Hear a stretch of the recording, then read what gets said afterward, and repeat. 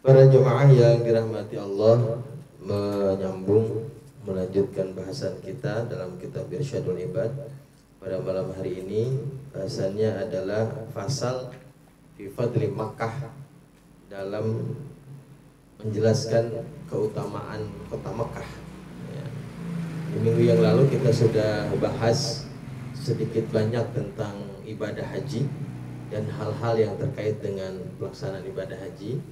Malam hari ini bahasannya adalah tentang keutamaan kota Mekah. Qala Allah Ta'ala, Allah Subhanahu wa Ta'ala berfirman, Inna awwala baitin wudi'a lin-nasi lilladzi bi Bakkata mubarakan wa hudan lil alamin. Kata Allah, sesungguhnya awwala baitin, bait yang pertama, rumah yang pertama yang diciptakan untuk manusia, ya, diciptakan untuk manusia beribadah maksudnya.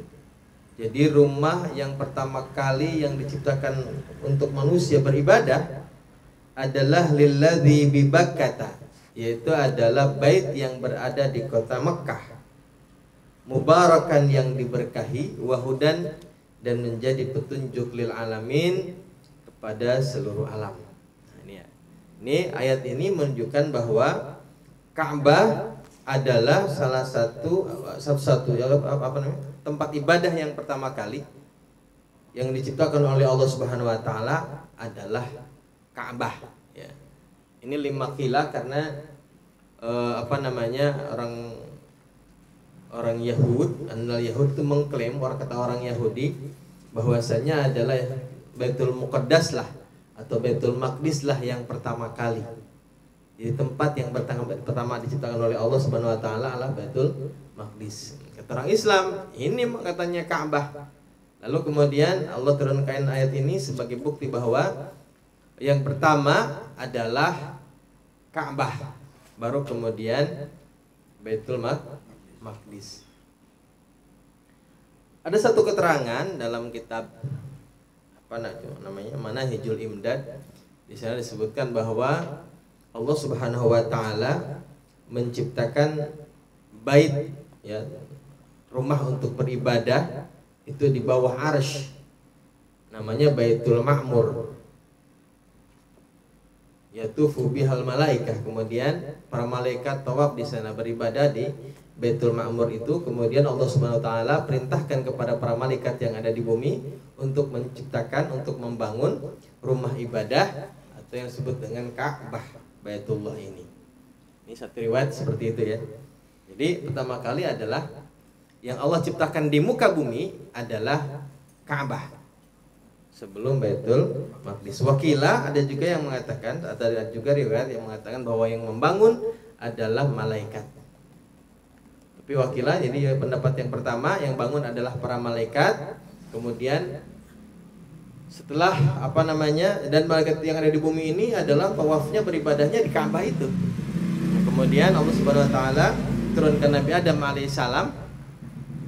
Setelah Nabi Adam alaihissalam turunkan, kemudian Allah perintahkan untuk berhaji, untuk tawaf di Ka'bah itu. Kemudian para malaikat mengatakan bahwa kami telah yatufu biha, tawaf di Ka'bah ini qabla al-fai'am, katanya 2000 tahun sebelum Nabi Adam alaihis salam. Wakila, ada riwayat mengatakan Nabi Adam lah yang menciptakan, yang membangunnya, gitu. Wa fihi ayatun bayyinat maqamu Ibrahim wa man dakhalahu kana aminan. Di dalamnya terdapat ayat-ayat tanda-tanda kebesaran Allah yang jelas. Maqamu Ibrahim, di antaranya adalah maqam Ibrahim. Wa man dakhalahu, dan barang siapa yang masuk ke dalam Ka'bah, kana aminan, maka dia aman, gitu ya.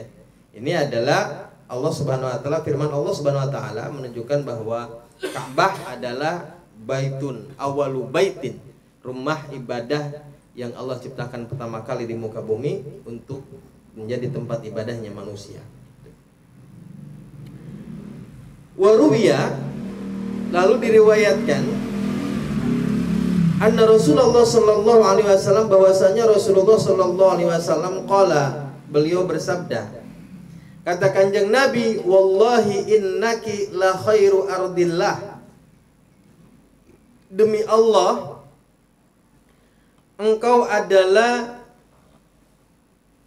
tanah Allah yang terbaik. Wa ahabbu ardillahi ilayya, ya, dan tanah Allah yang paling aku cintai.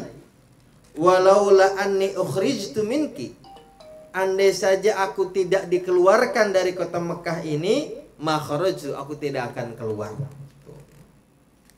Ini adalah menunjukkan, yang pertama tadi ayat Al-Quran menunjukkan bahwa dengan adanya Ka'bah, menunjukkan bahwa selain Ka'bah adalah tempat pertama yang Allah ciptakan untuk menjadi tempat ibadah manusia, juga menunjukkan bahwa kota tempat Ka'bah itu berada itu menjadi kota yang utama, menunjukkan keutamaan kota tersebut.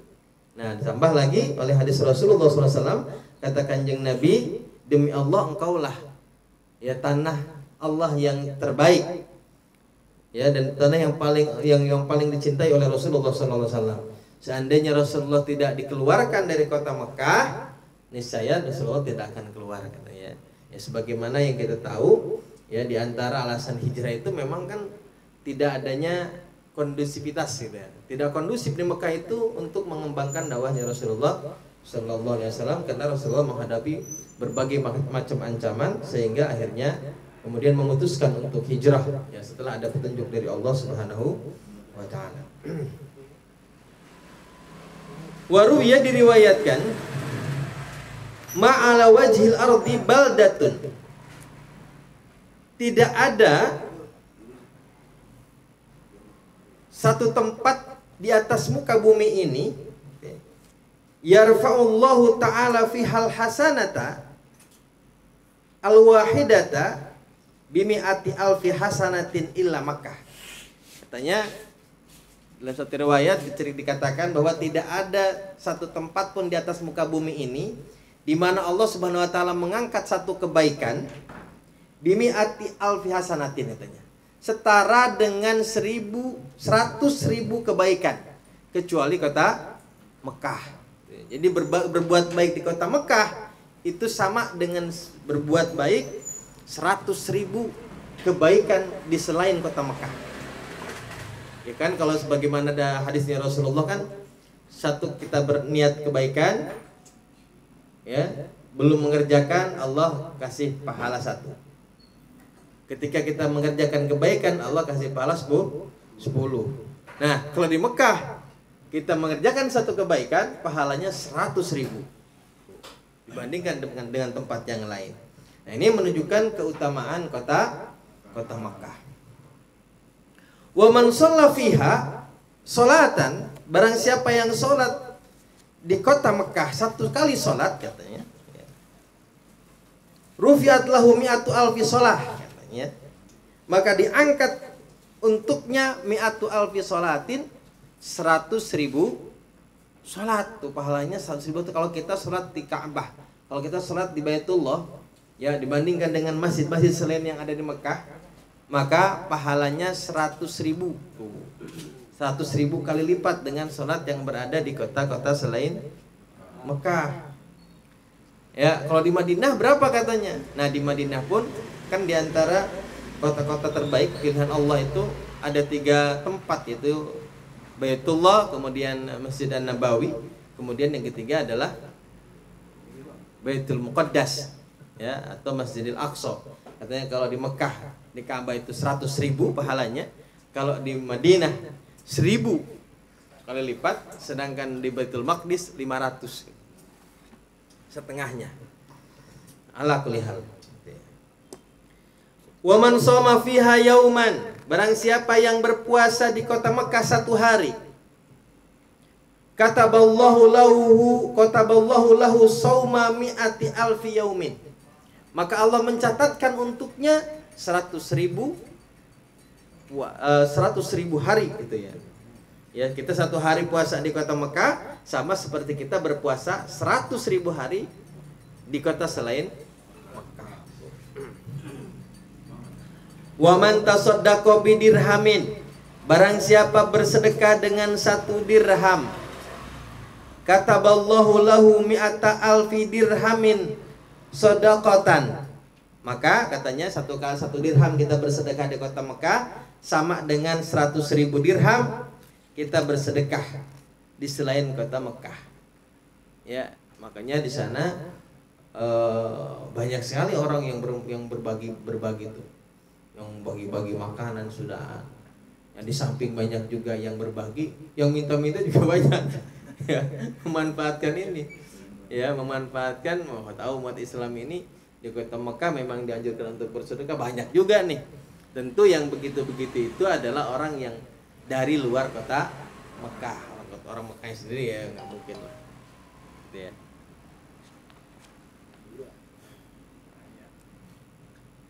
Wa man khatamal Qur'ana marratan wahidatan, barang siapa yang menghatamkan Quran 1 kali, kataballahu lahu mi'ata alfi khatmatan, ya, maka Allah katanya mencatatkan 100.000 kali hataman. 1 kali hatam Quran sama dengan 100.000 kali hataman. Wa man sabbahallahu ta'ala, wa man sabbahallaha ta'ala fiha marratan, barang siapa yang bertasbih kepada Allah di kota Mekah 1 kali, kataballahu lahu mi'ata alfin bighairiha, maka Allah mencatatkannya 100.000 tasbih ya selain di kota Mekah. Wala yaumun wahidun, niscaya 1 hari fi haramillahi, di kota haramnya Allah, di kota Mekah ya, wa amnihi, dan sekitarnya, arjalaka wa afdala, arjalaka wa afdalu, itu lebih diharapkan dikabulkan oleh Allah dan lebih utama min siyamid dahri, daripada puasa seluruh hidup kita sepanjang tahun ya. Wa qiyamihi fi ghairiha minal buldan, selain di kota Mekah ya. Jadi 1 hari katanya kita beribadah di haram, di kota haram Allah, di kota Mekah ini, itu 1 kebaikan itu lebih kita harapkan pahalanya ya, artinya lebih pasti dikabulkannya dibandingkan dengan kita berpuasa sepanjang tahun, sholat sepanjang tahun, sholat sunat nggak kelewat sepanjang tahun, itu lebih afdol sholat di sana 1 kali, melakukan 1 kebaikan di kota Mekah.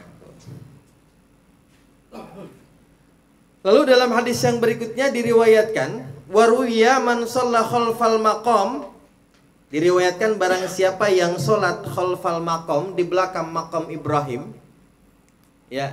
Kalau digambarkan itu suka ada satu tempat ya, yang kayak apa namanya, yang ada tembok ya, bukan tembok, kayak lampu apa, bangunan kecil tuh dia apa namanya, kayak sarang burung dan begitu tuh ya, sarang burung gede, itu namanya makom Ibrahim. Nah, makom Ibrahim itu diriwayatkan bahwa asalnya itu apa, kenapa sih disebut dengan makom Ibrahim gitu ya. Makom Ibrahim itu dulu katanya adalah batu yang Allah turunkan dari surga. Allah turunkan batu itu sebagai pijakan Nabi Ibrahim alaihissalam ketika membangun Ka'bah. Jadi Nabi Ibrahim itu ketika bangun Ka'bah, injek batu itu, begitu diinjek, begitu nginjek batu itu, maka Nabi Ibrahim ngelihat bangunan mana yang harus dibangun itu seperti apa. Allah kasih petunjuk. Jadi bangunan Ka'bah itu bukan serta-merta dibangun begitu aja, Allah kasih petunjuk. Nah, jadi begitu diinjek itu batu, kemudian diperlihatkan oleh Allah seperti sahab, seperti awan katanya, awan putih. Nah, bangunan seperti itulah yang dibangun oleh Nabi Ibrahim alaihissalam. Injaknya ya, batu itu, makom itu, maka disebut sebagai makom Ibrahim.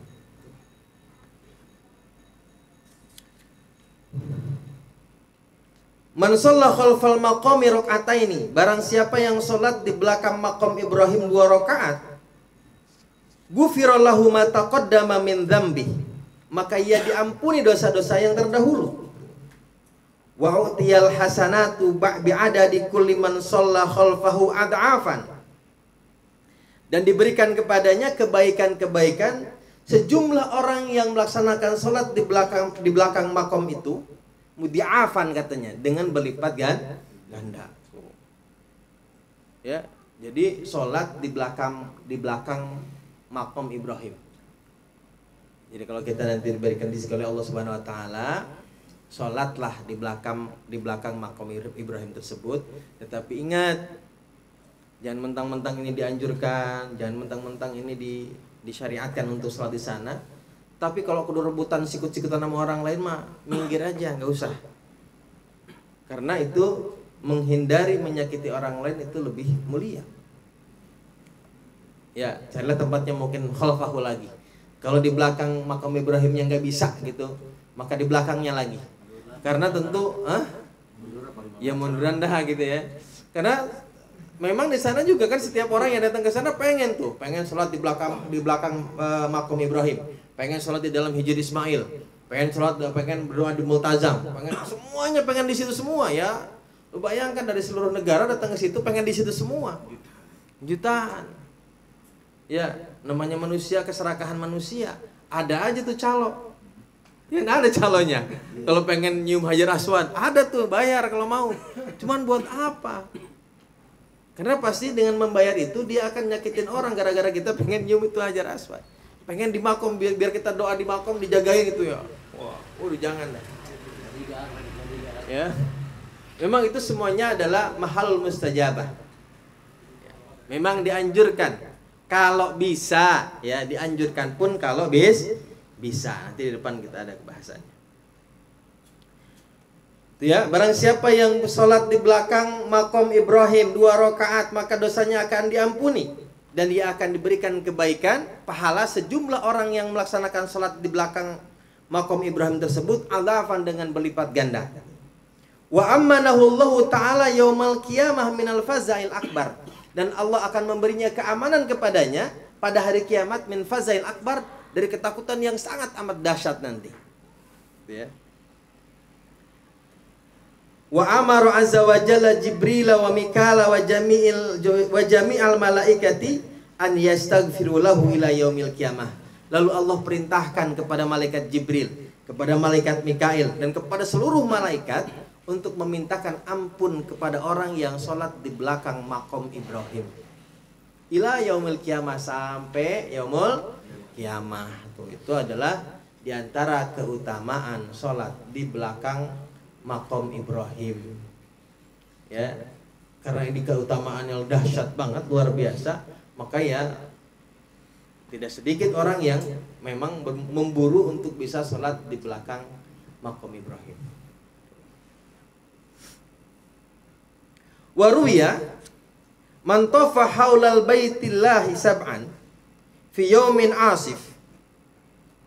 Lalu yang berikutnya, barang siapa yang tawaf di sekitar Baitullah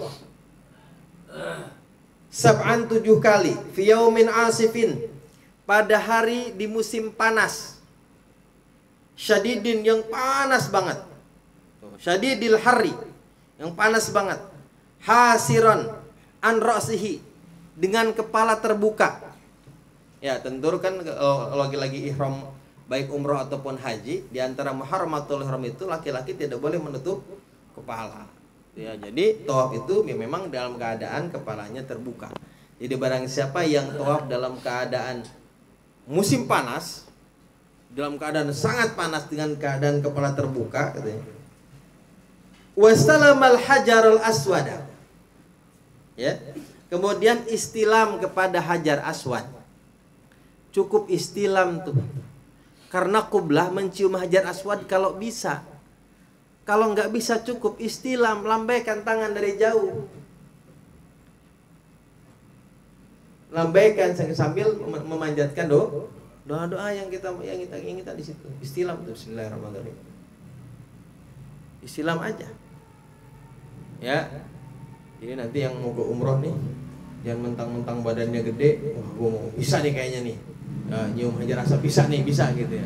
Karena memang sepanjang waktu nggak ada sepinya itu Ka'bah, nggak ada sepinya.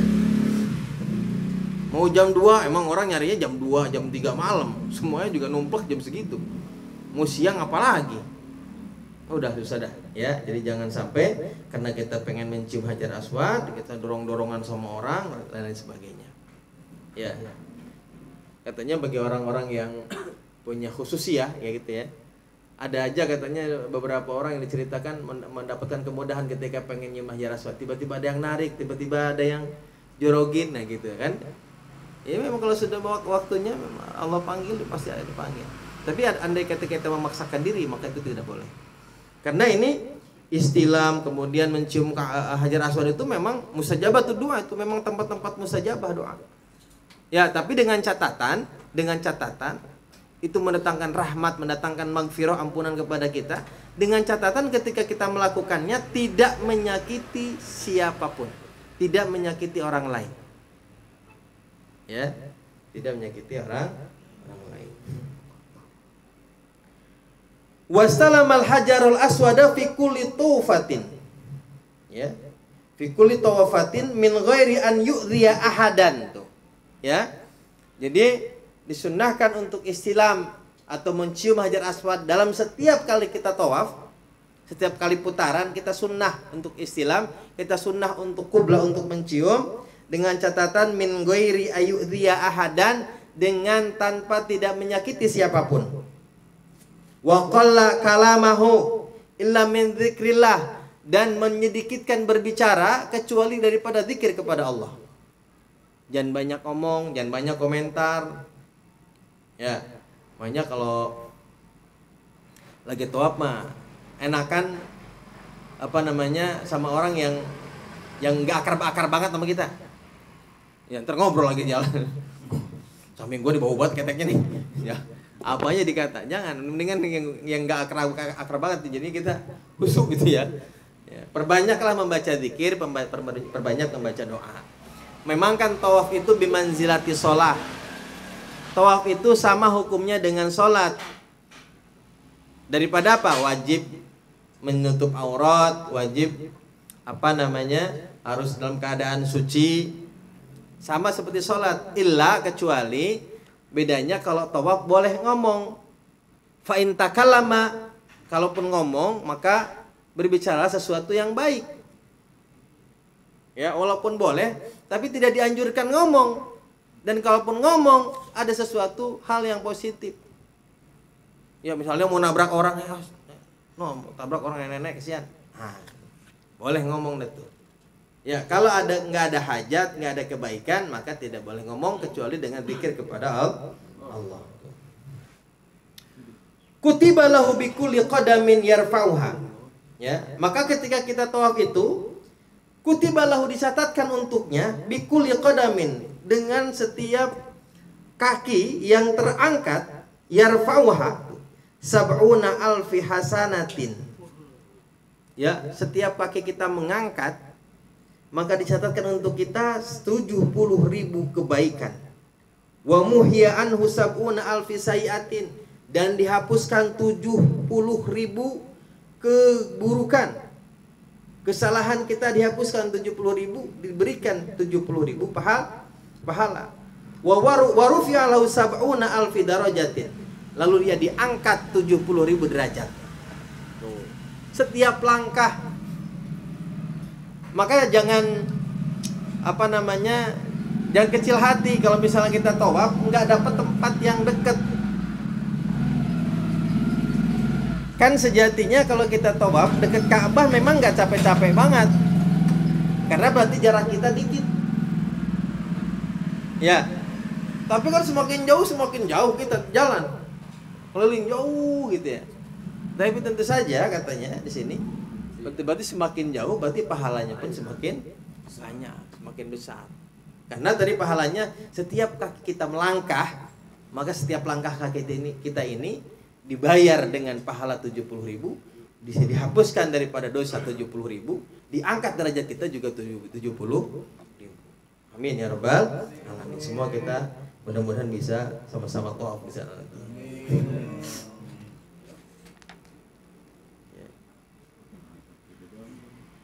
Wa fadlul masyi 'ala raqib, dan keutamaan orang berjalan kaki 'ala raqib, atas orang yang pakai kendaraan.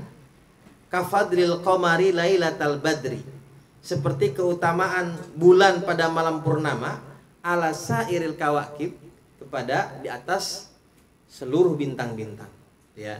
Jadi sejatinya tawaf itu boleh, misalnya nyewa orang menyewa tandu, capek pakai tandu aja atau pakai kursi roda aja, minta dorongin sama orang, nyewa ada di sana, boleh ya. Tentu katanya tadi pahalanya adalah orang yang jalan kaki sama yang pakai kendaraan tawaf itu keutamaannya sama seperti malam bulan purnama dengan bintang-bintang, ya. Namanya bintang, segede apapun itu bintang, tetap aja kalau ada bulan purnama maka kalingan ketutupan. Itu adalah keutamaan fadilah orang yang tawaf dengan berjalan kaki. Waruya diriwayatkan, man tawafa bil baiti khamsina marratan, barang siapa yang melaksanakan tawaf bil baiti di Baitullah khamsina marratan 50 kali, yakni khamsina usbu'an, yaitu 50 minggu. Berarti seminggu sekali selama 50 kali, kharaja min dzunubihi kayauma waladathu ummu, maka dia keluar sebagaimana bayi yang baru dilahirkan ibunya. Itu orang yang tawaf, ya. Karena kan sejatinya kalau masuk ke Baitullah, maka yang afdal itu bukan tahiyatul masjid lagi, tapi tawaf. Ya, itu maksudnya Baitullah itu tawaf. Itu yang afdal. Walaupun ya tahiyatul masjid nggak apa-apa, boleh. Tapi yang afdal adalah tawaf.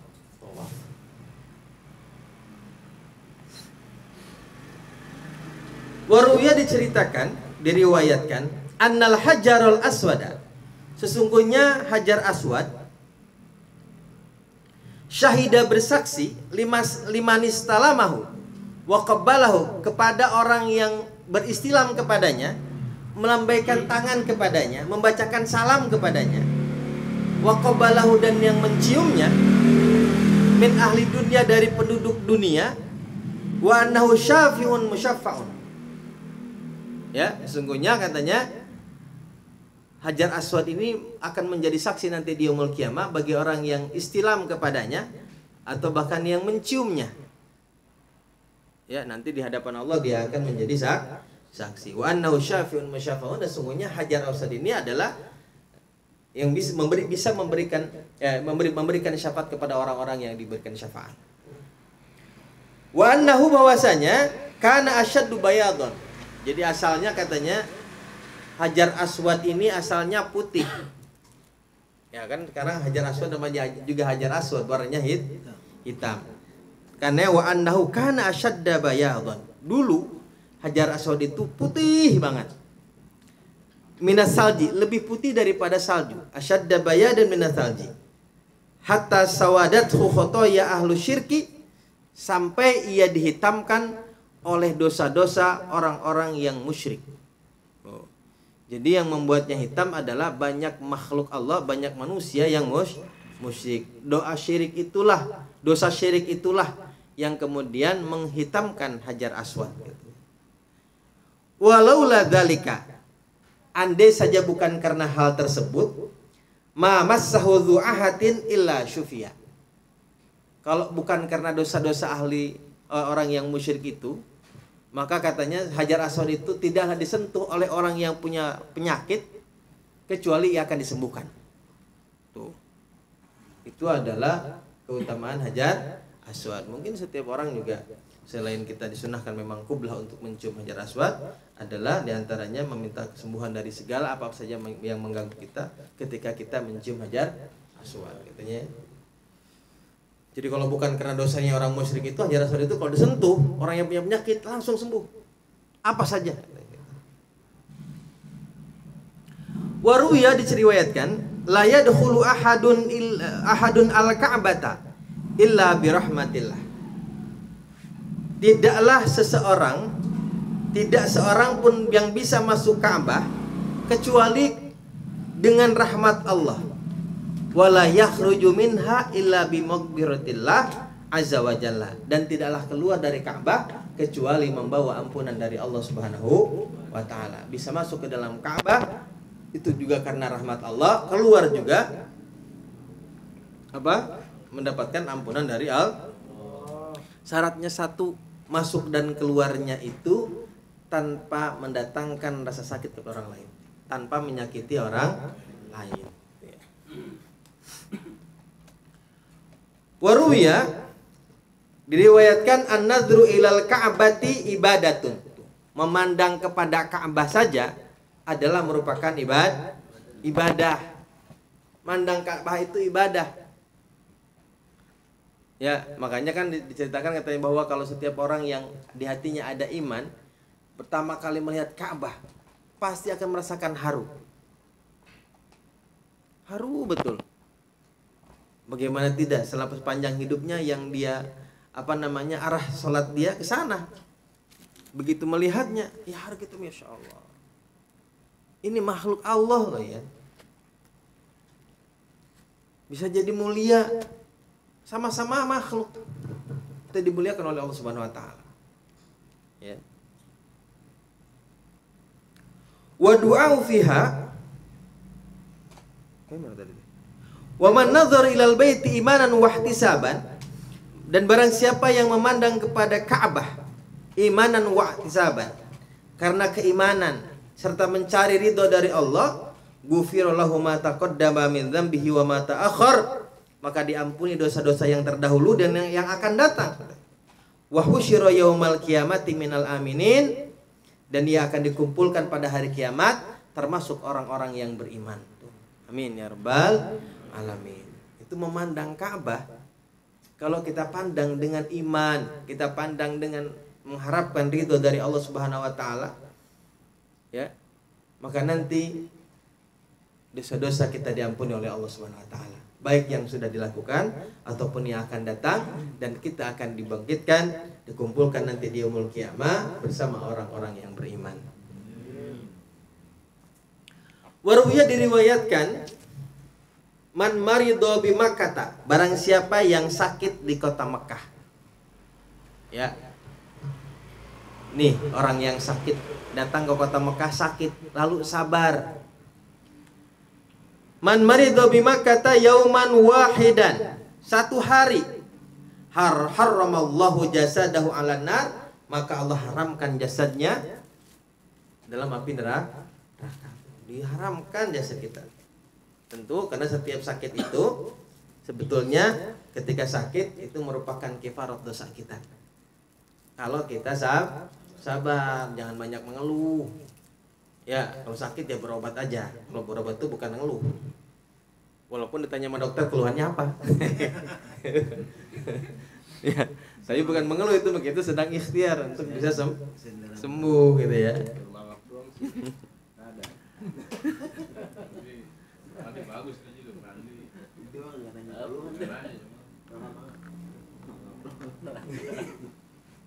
ya.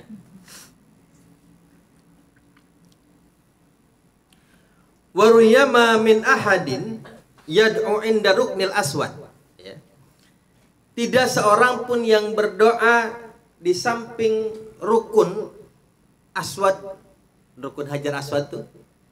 Di pojokan Hajar Aswad di situ, tidak seorang pun yang berdoa di pojokan Hajar Aswad illa stujibalah, kecuali ia akan dikabulkan doanya. Wa kadzalika inda ruknil yamani, begitu juga kalau kita berdoa di rukun yamani. Nah, rukun yamani itu adalah sudut sebelum sudut Hajar Aswad. Kan Hajar Aswad, terus kemudian kesininya multazam, pintu Ka'bah itu kan ya. Jadi multazam itu antara Hajar Aswad dengan pintu Ka'bah kalau di gambarnya ya. Lalu pojokan berikutnya tuh ada Hajar Ismail, di situ di atasnya ada mizab, talangan air. Ya. Nah, baru ke situ, baru setelah itu ruknul yamani, sini Hajar Aswad. Ya. Itu adalah tempat-tempat yang mustajabah. Ruknul yamani, rukun Hajar Aswad, kemudian tadi di antara tempat-tempat yang mustajabah. Yang di sini doang yang gak ada mana nih. Yang di sini itu penuh. Ya. Karena setiap orang itu pengen menyentuh Ka'bah. Tapi kalau tawaf nggak boleh nyentuh Ka'bah. Kalau kita tawaf nyentuh Ka'bah, maka batal tawafnya. Nggak boleh nyentuh Ka'bah, jangan masuk ke dalam Hijr Ismail, juga jangan menyentuh Hijr Ismail. Tawaf aja. Kalau mau nyentuh nanti setelah kita tawaf. Nah, kalau batal itu bukan berarti batal semua, batal putaran itu aja. Putaran yang kita nyentuh, ulangi putaran yang itu. Misalnya kita udah 3 kali muter nyentuh, ya berarti putaran yang ketiga yang batal. Putaran 1 2 mah nggak batal. Gitu ya. Wa ruwiya ma 'alal wajhil ardi baldatun yustajabu fiha du'a fi 15 mawdian ila Makkah. Diriwayatkan katanya tidak ada satu tempat di atas muka bumi ini yustajabu fiha du'a yang dikabulkan, yang diijabah doa di sana fi 15 mawdian pada 15 tempat ila Makkah kecuali kota Mekah. Jadi nggak ada tempat dimanapun yang di satu tempat dikabulkan di 15 titik. Di 15 tempat, kota mana aja? Nggak ada, kecuali kota Mekah. Awaluha yang pertama Jauful Ka'bah. Tuh, berarti di dalam Ka'bah. Di dalam Ka'bah mah hanya orang-orang tertentu yang bisa masuk ya. Wa du'au fiha mustajabun. Berdoa di dalam Ka'bah mustajab. Yang kedua wa du'au indal hajaril aswad mustajabun. Yang kedua adalah dia di samping Hajar Aswad. Wa du'au inda ruknil yamani mustajabun. Kemudian yang ketiga di rukun Yamani. Tadi disebutkan. Wa du'au tahtal mizab mustajabun. Kemudian berdoa di bawah mizab. Talangan air tuh yang di atas Ka'bah yang terbuat dari emas tuh ya. Besar sekali dan di situ juga mustajab. Wa du'au fil hijri mustajabun. Doa di dalam Hijr Ismail. Yang lingkaran setengah itu, nah Hijr Ismail itu juga tempat mustajab. Selain tadi di belakang makom Ibrahim, juga di dalam Hijr Ismail kita sunnah sholat. Ya. Lalu wa du'a fil multazam mustajabun. Kemudian doa di dalam di bawah multazam mustajab. Tadi ya, multazam itu antara Hajar Aswad dengan pintu Ka'bah. Itu jaraknya mungkin kurang lebih 2 meteran lah mungkin ya. Wa du'a khalfal maqam mustajab. Berdoa di belakang makom Ibrahim tadi. Mustajabun, juga dijabah oleh Allah. Wa du'a inda bi'ri Zamzam. Kemudian berdoa di dekat sumur Zamzam. Wa du'a ala Sofa. Kemudian berdoa di bukit Sofa mustajabun. Wa du'a 'alal marwati, berdoa di Bukit Marwah juga mustajab.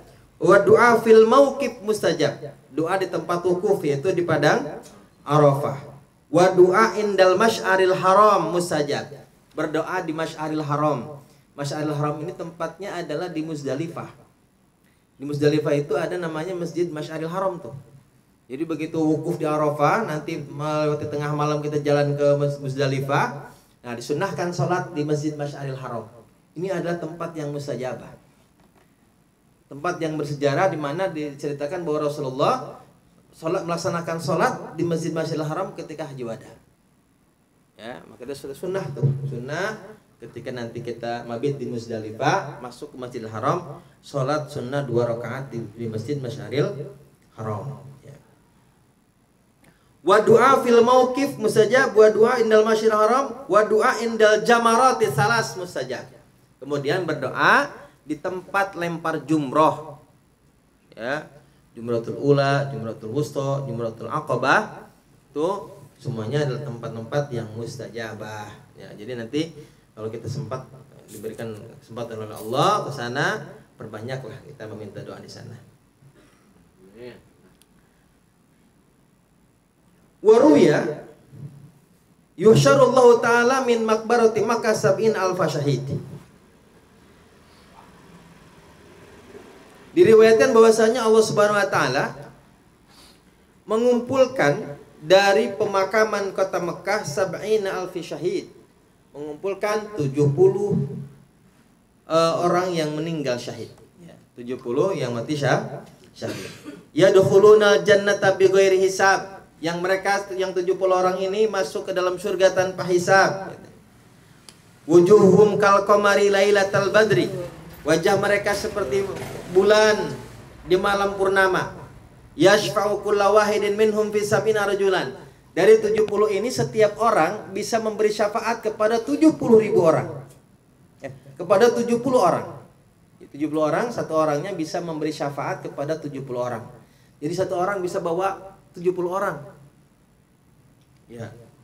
Kali aja kalau 70 berapa tuh? Ya. Makanya tidak salah setiap orang pengen meninggal di Mekah, pengen dimakamkan di Mekah karena ini.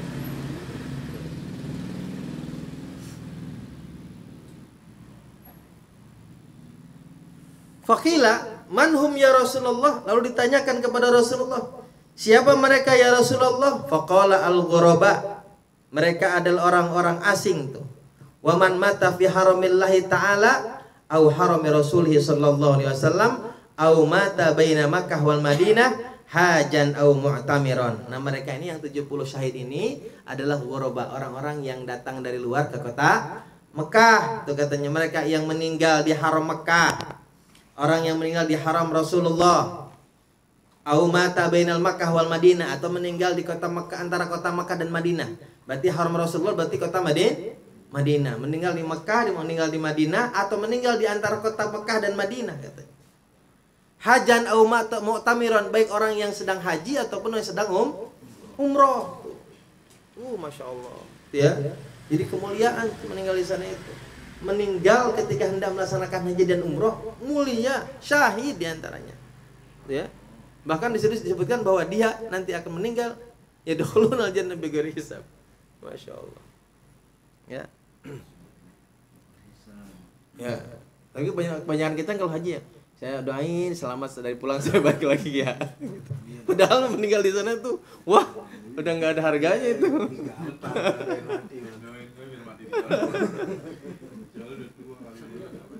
Aduh. Soalnya kalau nggak balik lagi belum sempat dipanggil haji. Ada. Padahal itu luar biasa ya. Ya bercita-cita mah boleh ya. Ya mudah-mudahan kita meninggal di sana ya. Biarinlah nggak dimakamin di sini juga. Yang penting di sana gitu.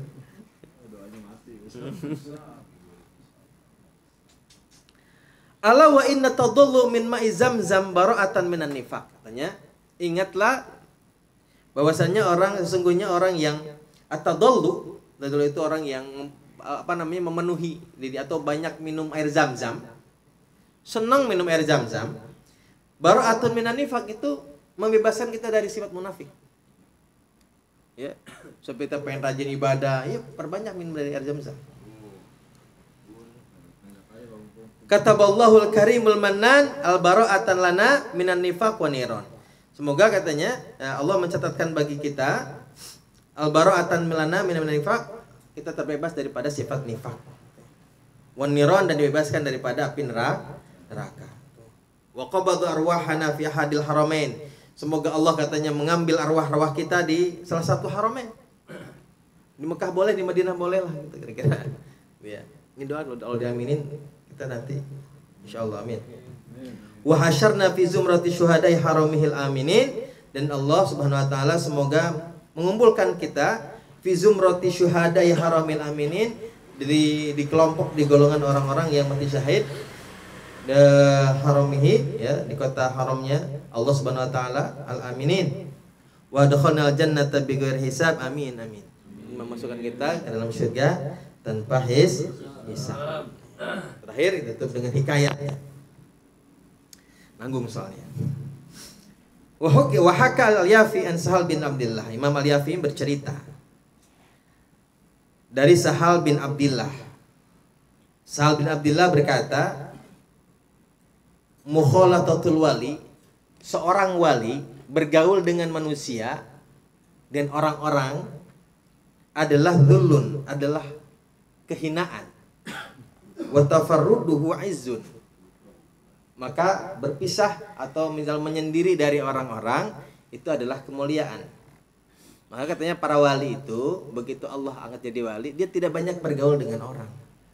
Dia menyendiri, dia mengasingkan diri. Karena sudah zulun gitu. Hina gitu. Falamma ra'aitu waliyan lillahi illa munfaridan. Qallama ra'aitu waliyan lillahi illa munfaridan. Sedikit sekali aku melihat wali katanya kecuali mereka hidup menyendiri. Tidak banyak bergaul. Artinya kalaupun bergaul pun hanya seperlunya aja mereka. Karena memang membatasi untuk tidak berbicara yang tidak penting, ya kan? Nggak ada wali kongko. Ya. Ya. Wa inna Abdullah bin Saleh kana rajulan lahu sabiqatun muwahhitun jazilatun. Bahwasanya Abdullah bin Saleh katanya ada seorang laki-laki, seorang ulama, seorang wali namanya Abdullah bin Saleh. Kana rajulan lahu sabiqatun muwahhibatun jazilatun, punya keistimewaan yang lain daripada yang lain lah, lebih begitu. Wa kana yafiru minan nas min baladin ila baladin. Yaitu senantiasa mengasingkan diri dari manusia. Yafiru itu bahkan melarikan diri dari manusia dari satu kota ke kota lain. Dia uzlah ke satu kota, di satu kota ini dikenal orang banyak, dia mulai dikenal orang banyak, dia pindah lagi ke kota lain. Terus ya. Hatta ata Makkah, sampailah dia di kota Mekah. Udah pindah-pindah ke kota mana? Sampai di Mekah. Fatala maqamahu fiha. Nah, sampai di kota Mekah, dia nggak pindah-pindah lagi tuh. Lama banget di kota Mekah ini. Fakultu lahu. Kata Sahal bin Abdullah, ini juga ulama nih. Berkata kepadanya, fakultu lahu, aku berkata kepadanya, laqad tala maqamuka biha. Sungguh katanya engkau bermukim di Mekah ini sudah lama. Faqala li. Lalu Imam Abdullah bin Saleh ini berkata, lima la uqimu biha. Kenapa aku tidak bermukim di sana? Walam arabala dan yanzilu fihi minar rahmah wal barakah aksar min hadza balad. Dan aku tidak pernah melihat katanya di kota manapun, di tempat manapun yang turun rahmat Allah Subhanahu wa taala di kota tersebut, wal barakatuh dan keberkahan aksar min hadzal balad, yang lebih banyak daripada kota ini. Kenapa aku tidak boleh tempat tinggal di sini? Tidak boleh makam di sini. Sedang aku melihat di kota ini Allah turunkan rahmat jauh, ya. Tidak ada yang lebih banyak katanya Allah turunkan rahmat daripada kota ini, di kota-kota yang lain enggak ada. Wal malaikatu taghdu fihi wa taruh, dan para malaikat ini di kota ini katanya datang kemudian pergi, silih berganti para malaikat ini di kota Mekah. Ini arafihi ajaiba katsiratan, dan aku melihat di kota Mekah ini penuh dengan keajaiban. Wa ara al malaikata yatufuna bil baiti ala suwarin syatta, dan aku melihat para malaikat senantiasa bertawaf di Ka'bah ini dengan berbagai macam bentuk. Tuh, jadi menyerupai orang tuh malaikat di sana. Ya, la yaqtauna dzalika, dan itu tidak pernah terputus. Mereka ini tidak pernah terputus. Pergi datang yang lain, pergi datang yang lain. Selalu saja katanya para malaikat ini tawaf di kota Mekah. Makanya kata beliau ini, yang di sini mah kayaknya nggak pindah lagi, udah nggak mau, gitu ya, kata Imam Abdullah bin Saleh. Walau qultu kullu ma ra'aitu walau qultu kullama ra'aitu la sagharat anhu uqulu qaulin laisu lahu bimu'minin. Kalau aku katakan setiap yang aku lihat katanya, la sagharat anhu uqulun, maka akal orang-orang yang tidak beriman ini akan mengecilkannya, akan meremehkan. Ya, kalau setiap yang aku lihat aku bilang ke orang, aku katakan kepada orang lain, tentu orang-orang yang akalnya tidak sampai, akalnya tidak percaya akan mengecilkan. Ini kan bahaya. Nanti dibilang halu lah mungkin kalau di zaman sekarang ya. Wah, halu itu. Ya. Maka tidak akan sampai katanya. Sehingga Imam Abdul Saleh ya dinikmati sendiri. Sehingga itulah yang membuat dia tidak mau keluar dari kota Mekah. Fakultu, lalu aku berkata, as'aluka billah illa ma akhbaratni, illa ma akhbartani bisya'in min dzalik. Aku meminta kepadamu dengan atas nama Allah, kecuali apa-apa yang telah engkau kabarkan kepadaku, bisya'in min dzalika, dari sesuatu dari hal-hal yang ajaib tersebut. Faqala, lalu Abdullah bin Shalih berkata, ma min waliyin lillahi ta'ala sohat wilayatuh. Tidak ada seorang wali pun, wali Allah, tidak ada seorang pun dari wali Allah, sohat wilayatuhu, yang benar kewaliannya, illa huwa yahduru hadzal balada fi kulli lailati jum'atin la yata'akhkhar anhu. Kata Abdul bin Shalih, tidak ada seorang wali pun yang sah kewaliannya kecuali setiap malam Jumat datang ke Ka'bah ini. Setiap malam Jumat. Jadi setiap wali dari manapun di belahan bumi ini, setiap Jumat dia pasti tawaf. Setiap malam Jumat. Ini kalau yang benar ya. Kalau mau kali mana kita tahu kita. Dan yang benar pasti datang katanya malam Jumat. La yata'akhkharan, mereka tidak akan ketinggalan katanya. Setiap Jumat pasti datang. Setiap wali yang benar pasti datang. Ya. Ya, maka mungkin saja yang namanya karamatul wali ya. Ya mungkin saja jasadnya sini ya tajazza. Ya mungkin itu bisa jadi ya benar gitu. Min karamatil wali.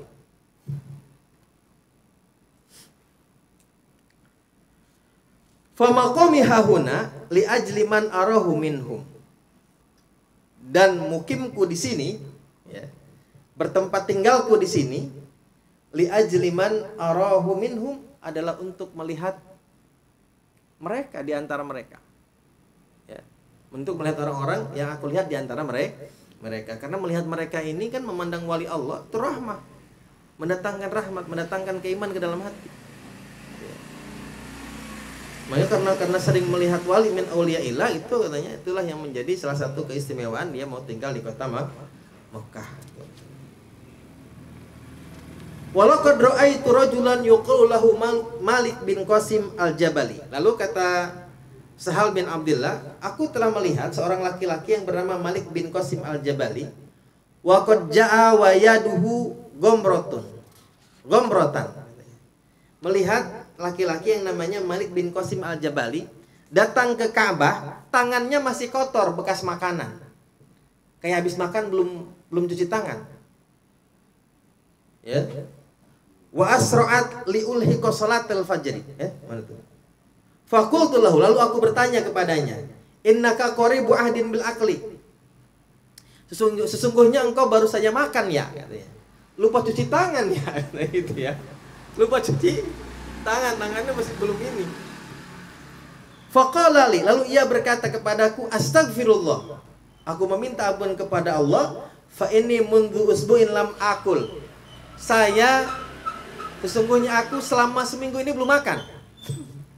Ya, walakin at'amtu walidati, tetapi aku habis nyuapin ibuku. Walakin at'amtu walidati, tetapi aku habis memberi makan ibuku. Ya, dia sendiri belum makan seminggu ini, maka kotor juga habis ngasih makan ibu gitu ya. Habis nyuapin emak nih. Wa asratu liulhiqa salatal fajr, dan aku terburu-buru supaya mendapatkan salat fajar di sini. Salat subuh.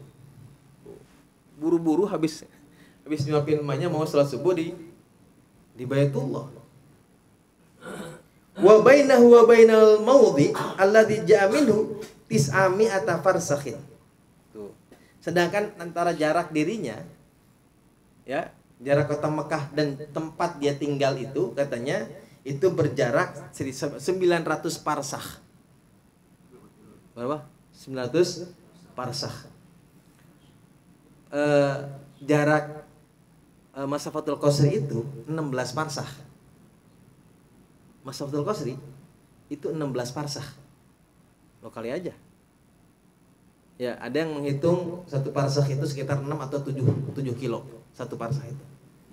Ya kurang lebih mungkin sekitar 7.000 kiloan jarak rumah itu. Lo bayangin coba. Ya.